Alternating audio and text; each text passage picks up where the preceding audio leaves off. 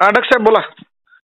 काय करा सगळ्या तुमचे भोकरदन, सिल्लोड, हं, जालना, हं, संभाजीनगर, हं, जळगाव, हं, बुलढाणा, देऊळगाव राजा, सिंदखेड हं, राजा, हं. तसेच इकडं अकोला, अमरावती, वर्धा, नागपूर, वाशिम, बर लोणार सगळ्या शेतकऱ्याला उद्याचे 26 आणि 27 ला जरा सतर्क करा म्हणून सांगा. बर बर 2 दिवस शेतात काय करा, वातावरण झालं की शेतात थांबू नका, कारण की विजेचा खूप पाऊस पडणार आहे. विजेच्या सहित राहणार पाणी साचल इतका पाऊस पडणार आहे.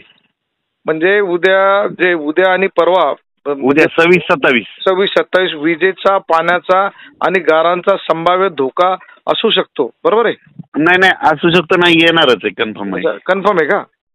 आणि तुम्हाला सांगतो मग भाग कोणता समजा, त्याच्यामध्ये जालना जिल्हा संपूर्ण, बरोबर आहे. हा, संभाजीनगर अर्धा, त्याच्यानंतर सिल्लोड आहे तुमचं, पुन्हा त्याच्यानंतर भोकरदन आहेत, जळगाव आहेत.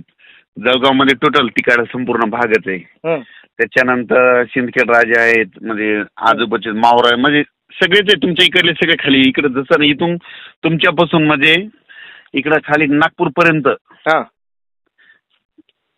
सगळीकडेच पाऊस पडणार आहे. वारं, पाऊस, विजा, गारा.